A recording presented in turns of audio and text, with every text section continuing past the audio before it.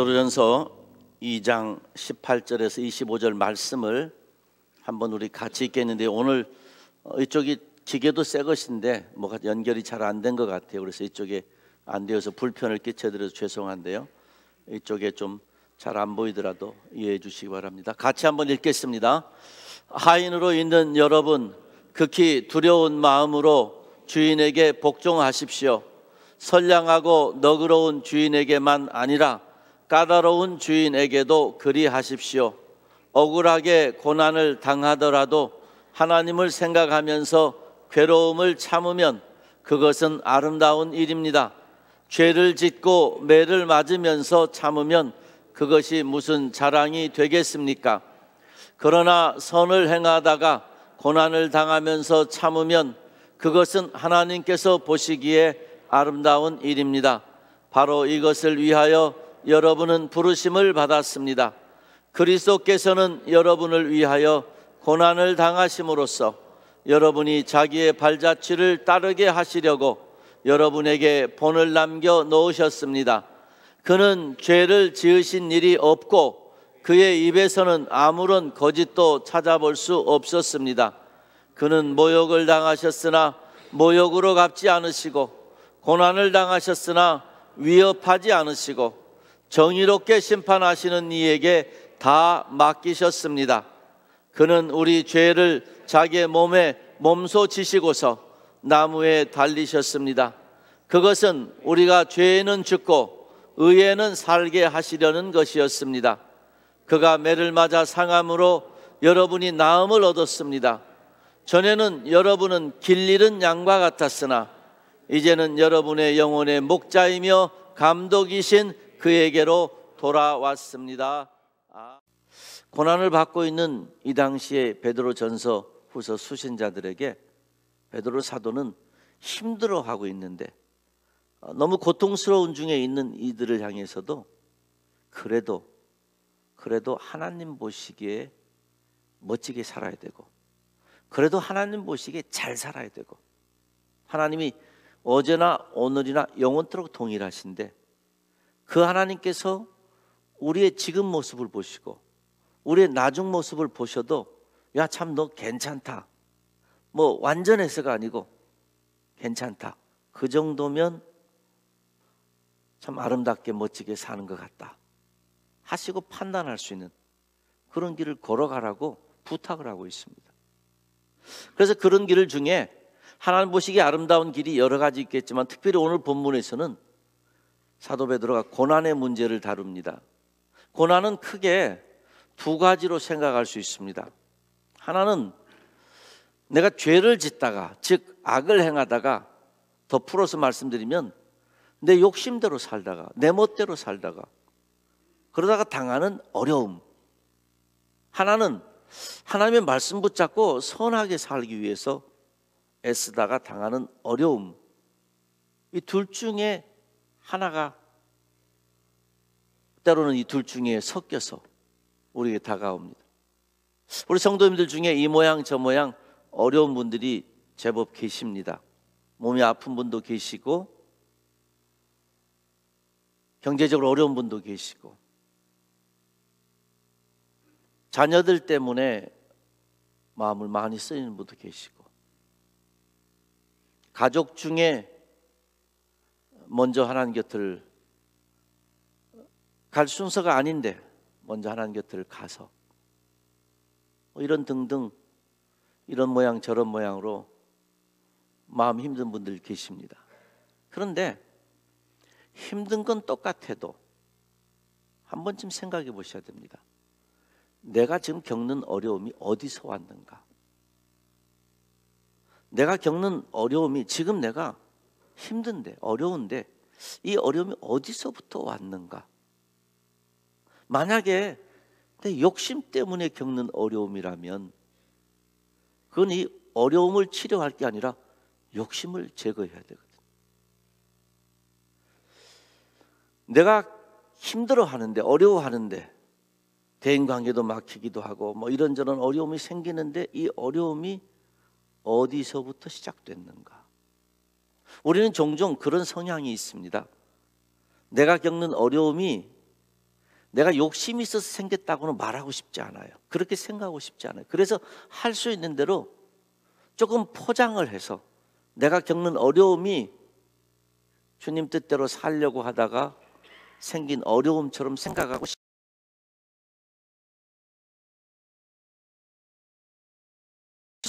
스스로 우리는 다른 사람에게 정직해야 되지만, 그러나 사실 모두에게 정직하기 어려우니까 그래도 스스로 하나님께와 자기에게는 정직해 할 수 있으니까 한번 스스로 정말 내가 지금 겪는 이 어려움이 어디서부터 왔나 제대로 믿으려고, 예수님 제대로 따라가려고 하다가 생긴 것인가, 아니면 그것도 있긴 한데 이런저런 다른 것들 때문에 생긴 것인지, 이 둘 중에 어느 쪽에 내 어려움의 근원이 있는 것인지, 그 근원을 판단할 수 있어야 근원을 치료하게 되든지, 좋은 근원이면 강화를 하게 되죠. 로마의 박해 때문에 겪는 어려움을 이 당시에 지금 수신자들이 겪고 있거든요. 그러니까 객관적으로 간단하게 말하면 지금 박해를 받고 있는 거예요. 예수 믿기 위해서 제대로 믿으려고 애쓰고 있는, 근데 로마 사람들이 우상 섬기라고 하면서 그거 안 한다 그러니까 지배를 하고 박해를 하고 고통을 주는 겁니다.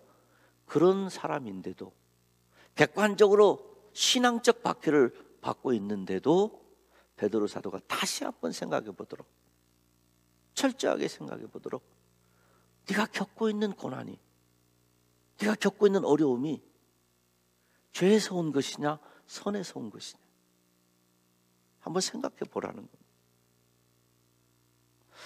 그것을 위해서 베드로 사도는 나라는 사람을 가운데 두고 이제 예를 듭니다. 내가 하인이고 나에게 상전이 있어요. 이거는 지금 모든 대인관계의 하나의 샘플로 예를 드는 겁니다. 이걸 현대 우리의 모든 대인관계 속에 다 적용할 수 있습니다. 그러나 베드로 사도는 지금 한 가지, 하인들이여 상전에게 복종하십시오 하면서 하인과 주인의 관계에만 샘플로 예를 들고 있습니다. 이 관계 속에서 내가 겪는 어려움 뭐냐, 그리고 나와 이제 예수님과의 관계 속에서 성도인 입장에서 예수님을 따라가면서 겪는 이 두, 하나는 대인 관계, 하나는 대신 관계, 즉 예수님에 대한 관계와 다른 사람과의 관계 속에서 내 고난은 어디에서 오는 것이냐, 내 고난은 무엇 때문에 생긴 것인가 한번 돌아보고, 견뎌야 되는 건 견디고 참아야 되는 건 참고, 잘못된 욕심 때문에 생긴 고난이면 욕심을 없애고, 죄 때문에 생긴 고난이면 죄를 회개하고, 그 얘기를 하는 겁니다. 악을 행하다 당하는 고난 얘기를 합니다. 죄를 행한, 이거는 욕심이 만듭니다. 여러분, 욕심이 죄를 낳게 합니다. 욕심이 잉태가 되면 죄가 열려요. 우리에게는 욕심들이 갖가지 종류의 욕심들이 많이 있습니다. 소유욕, 이 소유는 물질뿐만 아니라 사람도 소유하고 싶은, 그러니까 물질 외에도 다른 것들을 내가 만들고 싶은 소유욕이 있습니다. 권세욕이 우리에게 있습니다. 권세욕은 정치가들에게만 있는 게 아니고요, 다른 사람을 내가 컨트롤하고 싶은 것, 어떤 형식으로든지 컨트롤하고 하고 싶은 것은 권세욕의 일종입니다. 그것이 작으면 가정에서만 그렇지만 조금 크면 직장에서도, 마땅히 내가 사장이고 다른 직원이 있어도 권세욕이 없는 사장과 권세욕이 있는 사장은 직원을 대하는 태도가 다를 것입니다. 내 안에 그런 권세욕들, 정욕, 탐욕, 탐욕 중에는 식탐까지라도,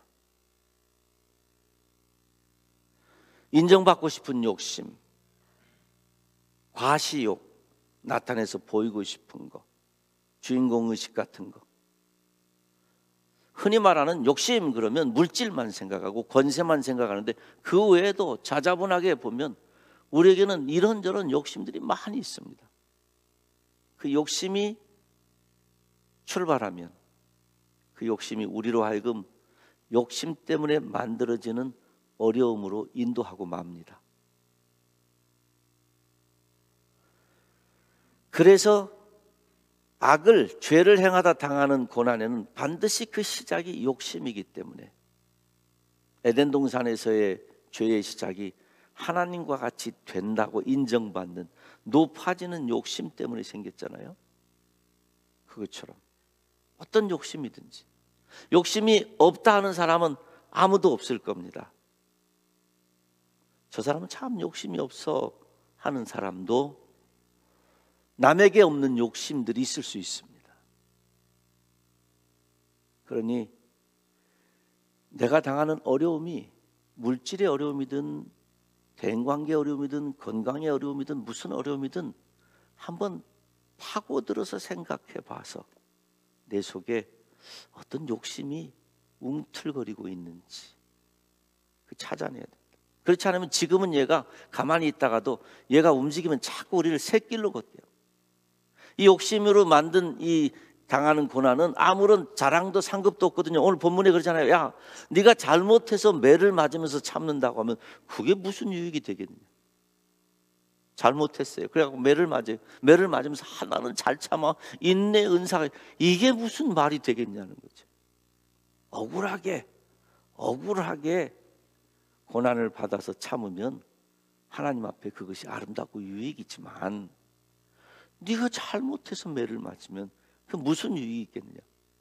그러니까 악을 행하다가 죄를 행하다 욕심 때문에 당하는 고난은 아무런 유익이 없습니다. 상급도 없습니다. 자랑할 수도 없습니다. 이런 것은 성도가 성도의 길을 걷다가 길 잃어버리면 이렇게 됩니다. 성도의 길은 예수님께서 우리를 십자가에서 자기 목숨 주시고 값으로 우리를 사셨을 때는 성도는 주님의 것입니다. 주님의 것이니까 주님의 마음을 품고 주님의 뜻을 따라 주님이 이루시고자 하는 것을 이루시면서 살아야 되는데 우리가 두 사이에서 머뭇거려서 소유는 주님의 것인데 바라보는 관점은 저쪽 걸 바라봐가지고 자꾸 우리의 마음이 흔들려요. 그러다 보면 길을 잃어버립니다. 여러분 옆으로 샌다는 말이 있잖아요. 샛길로 샌다. 새요. 새면 돌아올 때까지 시간이 걸립니다.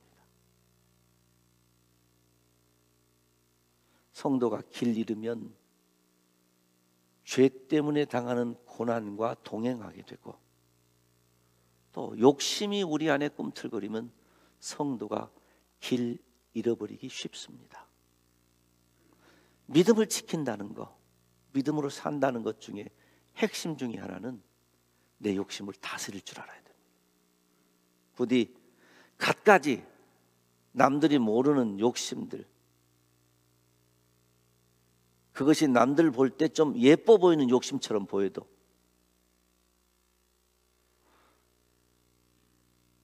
책에 대한 욕심, 문방구에 대한 욕심 저에게는 있습니다. 그게 남들이 들 때는 예뻐 보이는 욕심 같잖아요. 그런데 아니에요. 욕심은 욕심이에요. 그것뿐이겠습니까? 다른 분들도 마찬가지고 안에 있는 욕심을 잘 다스리셔서 길 잃지 않고 걸어가는 성도의 삶을 사시기를 주님의 이름으로 축원합니다. 선을 행하다 당하는 고난이 있습니다. 이거는 하나님께서 이거 보기에 참 아름답다 그랬습니다. 아까 처음 말씀드렸죠. 하나님 보시기에 아름다운 삶. 그러니까 우리가 볼 때는 선을 행하다 당하는 것이라도 고난 자체는 힘들잖아요. 누가 고난을 좋아하는 사람이 있겠습니까? 성도의 삶의 고난은 명백히 있지만 고난을 자초하는 것은 쉽지 않죠. 제가 제 두 아들을 축복하면서 늘 매일매일 기도할 때도 하나님 인생길이 편치 않은 건 분명하고 고난이 있는 건 틀림없지만 쟤들은 될 수 있으면 고난을 조금만 주세요. 그렇게 기도합니다. 조금만, 너무 어렵지 않게 살았으면 좋겠어요. 다 우리 마음입니다.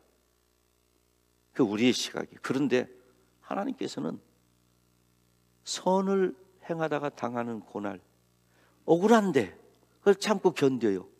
믿음의 길을 걸어가다가 말씀대로 살려다가 당하는 어려움이 있어요. 그걸 보면 하나님께서 이뻐하신다는 거예요. 그러니까 고난을 구분을 잘해야 됩니다. 고난을 보고 이뻐하시는 것이 아니라 선을 행하는 것을 보고 이뻐하시는 거예요. 선을 행하려고 했으면. 전에는 하나님의 말씀을 읽지도 않던 사람이 하나님의 말씀을 읽어보려고 하고, 전에는 말씀을 읽어도 뭐 다 잊어버리고 살던 사람이 하나님 말씀이 이렇게 말씀하셨잖아 하는 생각이 들고, 전에는 이 땅에만 소망 두고 살던 사람이 이 땅에 천년만년 살 것처럼 살던 사람이 어느 날 그래도 내가 이 세상 떠나면 하나님 앞에 갈 텐데 좀 이쁜 짓 좀 하다 가야 되지 않을까? 뭐 이런 생각을 하고, 이렇게 하면서 조금씩 달라지면서 말씀 붙잡고 살려고 하고, 성령 하나님 인도하심 따라 살려고 하고, 착하게 살려고 하고, 바르게 살려고 하고, 지난주에 말씀드린 것처럼 모든 이방인들 중에서 바른 행실을 보이려고 하고, 많은 사람들에게 내가 고난과 박해가 있지만 내 맡은 사명과 사람들에 대한 내 의무는 다하려고 하고, 뭐 이렇게 하는 모습을 보면 예쁜 거죠. 아마 아이들 키우신 분들 그런 경험이 있으시죠. 엄마가 아이들에게 어렸을 때 무심코 엄마는 이런 거 좋아한다, 아빠가 이런 거 좋아한다. 근데 얘가 잊지 않고 있다가 뭐 여기야 어디 가게 갈 수 없으니까 좀 한국식으로 생각하면 쪼르르 좀 나이 들어서 걸어가더니 어디 가서 뭘 사와가지고 뭐 1년 지나서도 그럴 수 있고 2년 지나 그럴 수도 있고, 엄마 이게 뭐야? 엄마 이거 좋아한다 그랬잖아. 얼마나 감격이에요. 엄마는 그냥 쉽게 말했는데 얘가 그걸 기억하고 있었던 거예요. 엄마의 말을 기억하고 아빠의 말을 기억하고, 엄마한테 그걸 엄마가 이거 좋아한다 그랬잖아. 뭐 물건 사는 것 뿐이겠어요? 등 좀 주무리라, 엄마 이거 좋아한다 그러면 뿌르르 와가지고 엄마가 이거 좋아하잖아. 이런 것들 기억하고 있다는 거예요. 내 말을 기억하고 있다는 거, 그 말을 기억하고 그대로 해주고 있다는 거. 날마다 아닌데 어쩌다 한 번인데도 그게 얼마나 좋습니까? 우리 하나님 그러시는 거죠. 우리가 이 말씀 다 외우지 못하고 다 지켜 살지 못하는데 무슨 말씀인가 하나씩이라도 붙잡아가지고 하나님 이거 좋아하시는데, 하나님 이거 싫어하시는데, 하나님 싫어하시는 건 안 해보려고, 안 하려고 했고, 하나님 좋아하시는 것은 한번 해보려고 그러고, 하나님이 얼마나 기뻐하시겠네요. 그 선을 행하는 모습을 보면서 아름답다. 그런데 말씀 붙잡고 사는 게 힘이 들죠. 그래서 당하는 어려움이 있죠. 그건 따라오는 겁니다. 하나님이 고난 때문에 아름답다 그게 아니시고 선을 행하는 그 모습 때문에 아름답게 여기십니다. 그리고 이것을 위해서 우리를 부르셨다는 거예요. 우리를 부르셔서 선택하셔서 하나님의 사람 만드시고 하나님의 말씀 따라 살아가기 위해서 우리를 부르셨다. 그러니 우리는 선을 이루며 살아야 됩니다. 선한 고난, 그리고 우리가 부르신 길을 따라가다 보면 선한 고난이 앞에 있습니다. 믿음으로 산다는 것은 예수 믿고 축복받아서 모든 환난 질고가 없어졌다 아닙니다. 하나님이 도우셔서 이런 것도 피할 길 두시고 저런 것도 해결해 주시지만 근본적인 고난이 우리에게 있습니다. 왜냐하면 세상은 하나님과 거역된 세상이잖아요. 주의 말씀이 없는 세상 속에 말씀 가지고 살려는데 그게 얼마나 힘든 일이 아니겠습니까? 본질적으로 어렵습니다. 한번 같이 큰 목소리로 읽어주시기 바랍니다. 시작.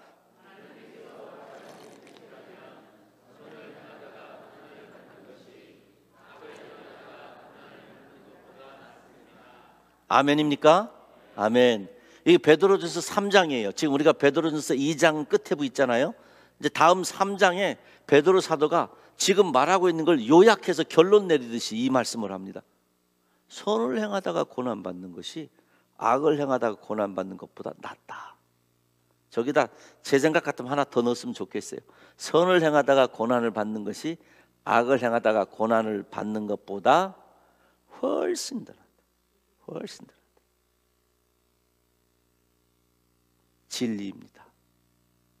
진실이며 진리이며 우리가 하나님께서 기뻐하시는 성도의 삶을 살기 위해서 붙잡아야 될 말씀입니다.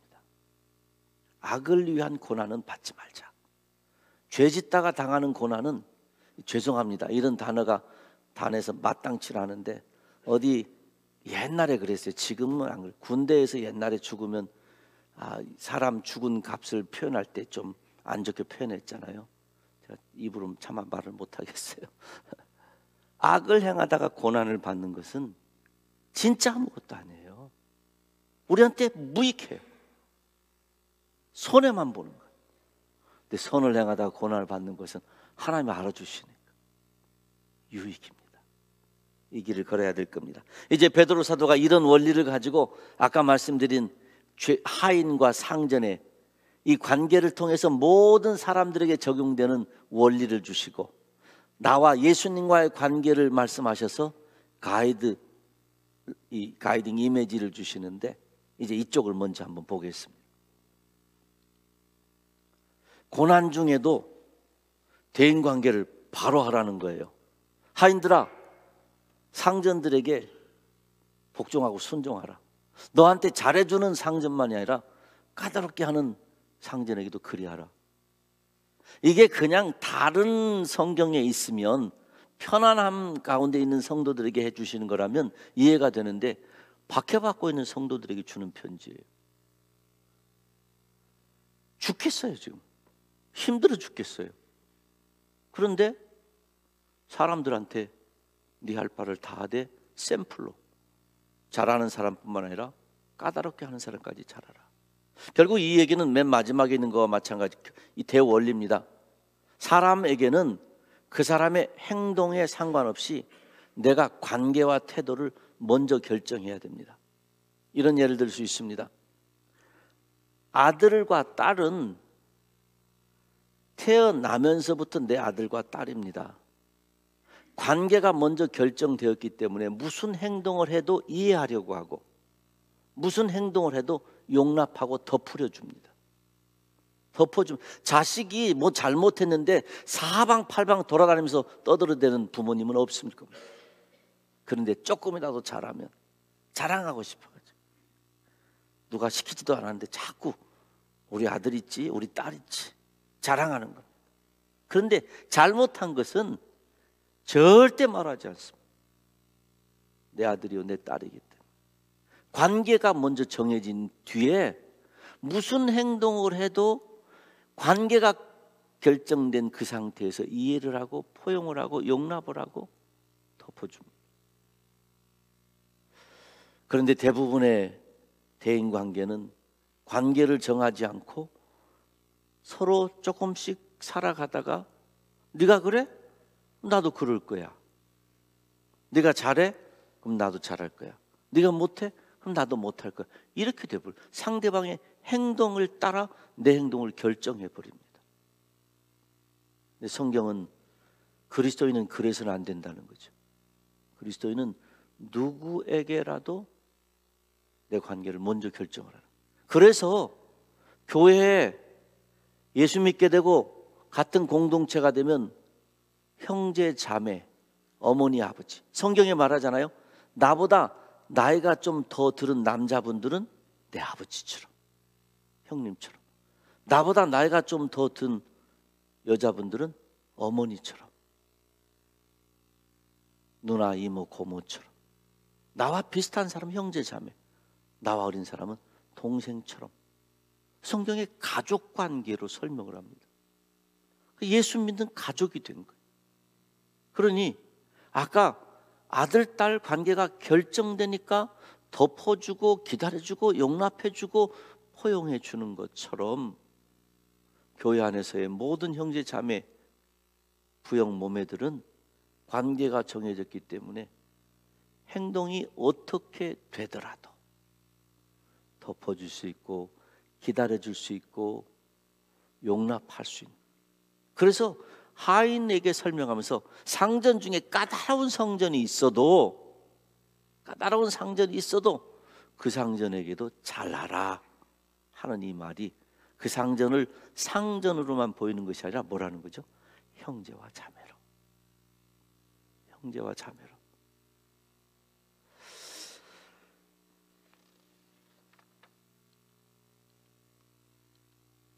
그런데 여기에 이 까다롭다는 말 우리가 한번 생각하고 지나가야 됩니다. 나한테 잘해주는 사람은 자연스럽게 잘 되니까 문제가 없는데 까다롭다는 거. 이 까다롭다는 것은 다른 사람만 까다로운 게 아니라 우리 자신들도 누구에겐가는 까다로운 사람일 수 있잖아요. 이 까다롭다는 단어는 나무 가지에서 생겨난 단어입니다. 나무가 있는데 촉촉하게 물 올라 있을 때, 이거는 나뭇가지 뿌려보셔서 아시지만은 이렇게 뚝 해도 그런 가지들은 뚝 하고 부러지기보다도 그냥 이렇게 갈라져 버리잖아요. 근데 마른 나무는 뚝 하면 뚝 부러지지 않습니다.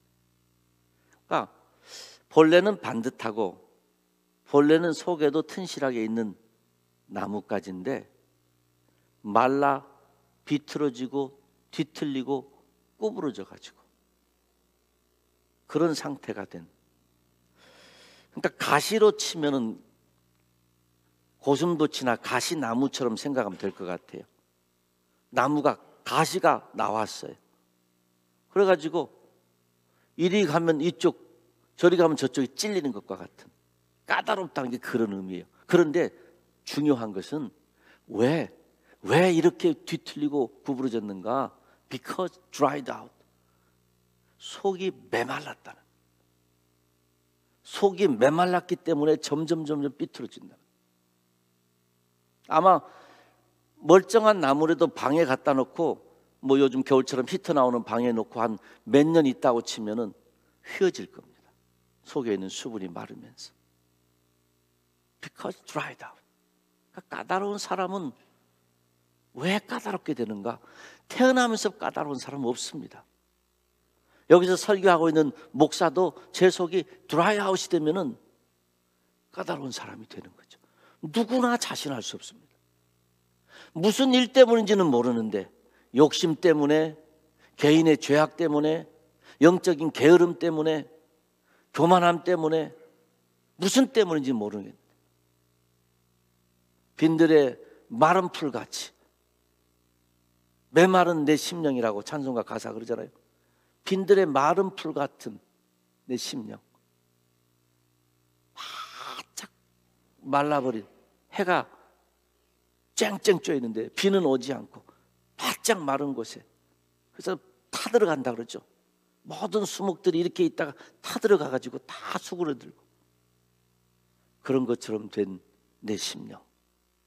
우리 심령이 드라이 되면 사람이 까다롭게 된다는 거죠. 여러분, 목사로서 이 말이 얼마나 저에게 두려운지 모릅니다. 만약에 내가 속에 드라이아웃 되면 설교도 하고 성경 공부도 하고 상담도 하고 권면도 하고 뭣도 하고 하는데 만약에 내가 내 속에 드라이아웃 되면 저에게서 나오는 말과 저의 표정과 저의 생각과 이런 모든 것들이 사랑하는 성도들과 어린 심령들까지라도 다 연결되는데 내가 드라이아웃 되면, 부모님들은 또 그렇게 생각해 보셔야 됩니다. 가정에 아이들이 다 사랑하는 아이들이 있는데 내 심령이 메말라 있으면 우리 아이들을 그냥 교회만 보내서 되나요? 교회는 잠깐 있다 가지 않습니까? 가정에서 두고두고 얼굴 보고 내 말을 듣고 내가 하는 모든 것을 보고 사는데 우리 자녀들은. 그런데 만약에 엄마 아빠가 드라이 돼 있으면, 그러면 아이들에게 까다로운 엄마 아빠 되는. 까다롭다는 게 성격이 까다롭다기보다 메말르니까 딸그락 소리가 나는. 부딪히면 소프트한 게 없으니까 아픈 거죠.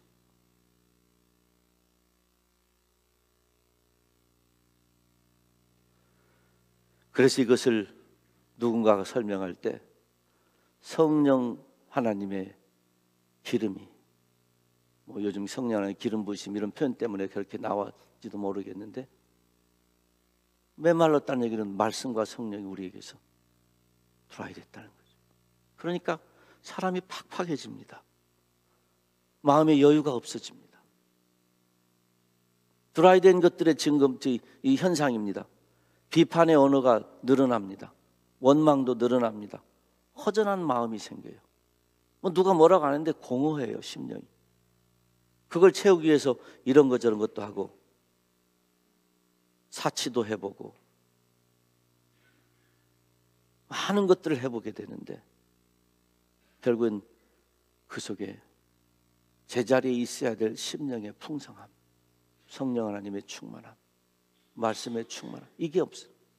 여러분, 하나님의 말씀과 찬양과 기도 늘 붙잡고 사시기 바랍니다. 한번 생각해 보세요. 내가 언제 성경 말씀 읽으며 눈물을 흘려봤던가.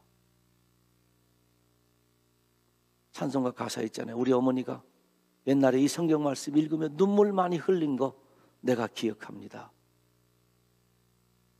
옛날 성도들이 성경 말씀 읽으며 감동이 되어서, 죄스러워서, 고마워서 눈물 뚝뚝 흘렸는데 옆에 있는 아이가 본 거죠. 어머니 생각할 때 나의 사랑하는 책 비록 헤어졌으나 우리 어머님이 성경 말씀 읽으며 눈물 많이 흘린 거 기억한다 그러잖아요. 여러분, 찬양 부르실 때 우리 이렇게 같이 일어나 찬양하시잖아요. 한번 마음 먹고 찬양 속에 빠져 들으세요. 가사를 생각하면서 곡조를 부르면서 찬양 가운데 옆에서 누가 보든 안 보든 목소리 높여서 중심을 다해서 부르시면서 찬양을 부르시면서 내 심령이 촉촉히 젖어오도록 회개의 기도를 하시면서 다른 사람을 위하여 기도하시면서 말씀과 찬양과 기도 가운데 내 심령이 다시 샘이 흐르는 촉촉히 젖은 심령이 되도록. 에스겔서에 보면은 성전 밑에서 조그맣게 흐르는 물이 조그맣게 나오다가 세상을 덮기도 하고 우리의 무릎부터 우리의 키가 넘어가도록 물이 넘치게 되는 이 말씀들을 우리에게 주고 있지 않습니까? 찰싹찰싹거리는 이 자리에 있다고 하면 조금 더 들어가는 거죠. 은혜의 깊은 물에 더 들어가. 기억하십시오. 우리가 메마르면 나도 아파요. 첫째는 내가 아파요. 남들을 아프게 하기 전에 내 마음이, 심령이 메마르면 자기가 아픈 겁니다. 자기가 아프니까 남을 아프게 해요. 그게 까다롭다, 힘들다, 이런 걸로 나타나는 겁니다. 사랑하는 성도 여러분, 성령 안에서 말씀과 찬양과 기도로 심령이 산 이 생명 가까이에 있는 차고 넘치는, 촉촉이 젖어 넘치는 그런 심령 되시기를 우리 주님의 이름으로 축원합니다. 무서운 말이 뒤에 또 나옵니다.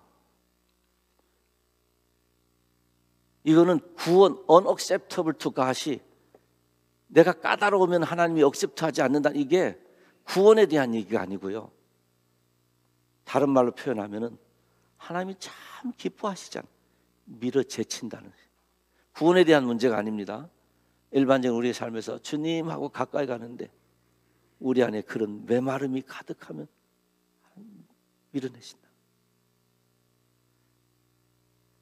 그러므로 우리가 이제 말씀인 대로 까다로운 사람은 베드로 사도가 그래도 순종하라는 것처럼 내 주변에 다른 사람이 까다로우면 그 마음속이 얼마나 힘들까 생각하면서 참고 순종하고 섬기고 사랑하시기 바라고요. 그리고 중요한 건, 나는 이제 다른 사람 얘기 아니라 우리 각자 얘기니까 나는 누구에게나 까다로운 사람 되지 말자, 이런 결심을 했으면 좋겠습니다. 한번 따라해 보겠습니다.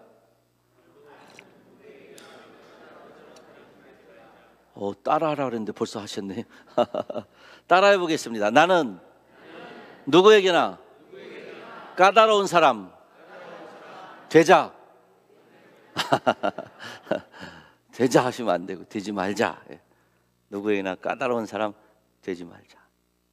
우리 삶, 인생 짧습니다. 짧아요. 우리가 할 수 있는 거 많지 않습니다. 그 짧은 세월 동안에 넉넉하게 많은 사람들하고 행복하게 주의 말씀의 선을 누리면서 살 수 있기를 주님의 이름으로 축원합니다. 그런가 하면 이제 크게 두 번째로, 아까는 하인과 주인 얘기를 통해서 모든 인간 관계 속에서 이렇게 해야 된다 하는 것이었고, 이제는 주님의 고난을 얘기하시는, 이걸 가이딩 이미지라, 그러니까 우리를 인도해 주는, 어떻게 따라갈 것인가를 보여주는 그런 이미지입니다. 이렇게 생각하시면 됩니다. 제가 한국을 방문했을 때 서울역에, 한국 가면은 사람들을 만나려고 무조건 서울역에 있거나 고속터미널에 제가 있고, 모두 그리 오라 그래서 거기서 밥도 3,000원, 5,000원짜리 싼 거 있으니까 먹고 그러는데, 이제 요새는 서울역에 갑니다. 근데 서울역이 문이 이쪽 문이 있고 이쪽 문이 있잖아요. 언젠가 한 번은 혼돈이 됐습니다. 지하철을 타고 올 때하고 버스를 타고 올 때하고 이쪽인지 감 잡기가 어렵더라고요. 그래서 공항철도를 타고 인천공항으로 가야 되는데 이거 어디가 공항철도 타나 하고 두리번거리면서 물어보려고 하는데, 밑을 보니까 밑에 표시가 있어요. 이만큼 넓은 줄이 쫙 그어 있으면서 거기에 공항철도, 그리고 뭐 4번선인가 뭐 지하철 해가지고 그게 끊어지지도 않고, 그것만 따라가면 틀림없이 전철 타는 곳, 틀림없이 공항철도 타는 곳으로 가게끔 밑에 선이 그어져 있었습니다. 이게 가이딩 이미지입니다. 거기에 있기만 하면, 그거 따라가기만 하면 가는 거예요. 베드로 사도가 오늘 본문 속에서 예수님의 고난에 대한 얘기를 하는 이것이, 아까 처음 얘기한 대로 선을 위한 고난이냐, 악을 결과로 고난이냐, 뭐 이런 얘기 하다가 선을 행하는 고난, 이 길을 걸어가야 된다, 이것이 하나님 보시기에 아름다운 삶이다 하고 그 길로 가는 가이딩 이미지를 보여주는 게 주님의 고난입니다. 주님의 인격과 주님의 고난을 주님이 하신 그대로 따라가면 그 길 간다는 거예요. 그 가이딩 라이트로 오늘 본문에 주님의 고난을 설명해 줍니다. 주님의 고난은 또다시 나중에 설명할 기회가 많이 있으니까 오늘은 그 가이딩 라이트에, 이렇게 하면 나도 되는구나, 고난을 당할 때 혹은 대인관계 속에서 주님이 당하신 고난의 길, 이 원리를 나에게 적용하면 되는구나 하는 건 네 가지만 짧게 한번 설명을 드립니다. 첫째는, 주님은 자신의 고난이 아닙니다. 주님이야말로 억울한 거죠. 그죠? 만약에 주님이 성부 아버지에게 따진다고 하면, 아버지 내가 왜 이걸 해야 돼요? 우리 아들들이 가끔 그러는 것처럼, 왜 내가 이거 해야 돼요? 나하고 상관이 없는데. 그것도 편안한 게 아니라 고난과 죽음의 길인데 왜 내가 이거 해야 됩니까? 이거는 예수님하고는 아무 상관이 없는 거예요. 그런데 그 억울한 고난과 죽음을 통해서 결국은 우리가 낫게 됐고 우리가 살게 됐고 이런 거죠. 오늘 본문의 뒷부분에 있는 것은 이사야서 53장을 인용해 놓은 것이고 이사야서 53장을 설명해 놓은 것입니다. 매를 맞아도 고난을 당하도 욕으로 갚지 않고 모욕을 당해도 모욕으로 갚지 않고 도살장에 끌려가는 어린 양처럼 그가 고난을 받음으로 우리가 나음을 입었고 이런 말씀들, 그걸 지금 설명해 놓은 겁니다. 결국은 예수님의 고난은 자기의 고난이 아닌 애매한 고난인데 그 길을 주님이 기쁘게 가셨습니다. 주님이 그 길을 기쁘게 가셨고 딱 한 번 겟세마네 동산에서 힘이 드셔서 기도하시면서 하나님 할 수 있으면 이 잔을 좀 지나가게 하실 수 없습니까? 요즘 우리 식으로 바꾸면 하나님, 아버지는 다른 방법으로 하실 수 있잖아요. 지금까지 내가 여기까지 온 것만 해도 크게 일했다고 생각하는데 아버지 다른 길 있지 않습니까? 그러다가도 내 뜻대로 마시고 아버지 뜻대로 하십시오. 그러니까 가이딩 이미지의 주님의 고난은 아까 베드로 사도 얘기한 것처럼 내가 잘못해서 당한 어려움이 아니더라도 그것이 다른 사람에게 유익이 된다면 애매한 고난, 억울한 고난이라도 참고 견디면 하나님 눈에 그것이 아름답다 하는 첫 번째 가이드 이미지고요. 두 번째로는 우리가 따라오도록, 발자취를 따라오도록 본을 남기셨다 그랬습니다. 그러므로 그리스도인의 길에 예수님의 본 남기신 이 고난의 길, 즉 주님의 길을 따라가면 반드시 고난이 있다는 것. 우리는 고난과 고난 안 받는 거 이게 중요한 것이 아니라 주님의 길이냐 아니냐 이게 중요한 거죠. 성공이냐 실패냐 이게 중요한 것이 아니라 내가 지금 하려는 것이 주님의 길이냐 아니냐 이게 중요한 거죠. 그 주님의 길을 걷다 가면 반드시 고난이 있다는 거예요. 그런데 그건 어떤 거죠? 자갈과 같은 겁니다. 자갈을 지나가면 영광스러운, 지금 우리가 겪는 고난은 장차 받을 영광과 좋게 비교할 수 없도다. 하나님은 자갈이 목적이 아니고 영광을 주셨어요. 그리고 그 영광을 위하여 가는 동안에 자갈은 있는 거예요. 어느 누가 자동차 타고 가다가 자갈 나왔다고 그 앞에서 돌아서는 사람이 어디 있습니까? 누구네 집에 방문해야 되는데 물 웅덩이가 있든지 얼음이 있든지 자갈길이 있든지 지나가잖아요. 좀 힘들죠. 좀 어렵죠. 그래도 가잖아요. 주님 따라가는 그 영광스러운 길에 고난은 과정이라는 것. 세 번째로는 아버지께 다 맡기셨다는 것. 오늘 본문에도 개의치 않고 아버지께 다 맡기셨다. 여러분, 하나님께 소망을 둔 사람과 자기에게 소망을 두고 사는 사람은 다릅니다. 자기에게 소망을 둔 사람은 지금 이겨야 돼요. 하나님에게 소망을 둔 사람은 최종적으로 하나님께 칭찬하시면 돼요. 부디 지금의 시점을 두지 마시고 최종적인 우리 아버지께 시점을 두셔서 어렵고 힘든 것도 아버지께 맡기고 사시는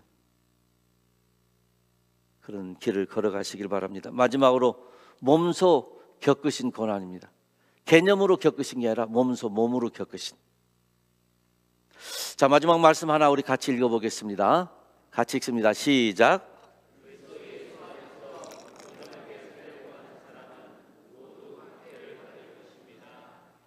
아멘. 누가 아멘 하셨어요? 이렇게 어려운 말에 아멘을 하셨어요. 그리스도 예수 안에서 경건하게 살려고 하는 사람은 모두 박해를 받을 것이라. 말씀을 좀 쉽게 써놓으면 좋을 텐데. 경건하게 살려고 하는 사람은 다 잘 될 것이다. 막 이러면 좋은데.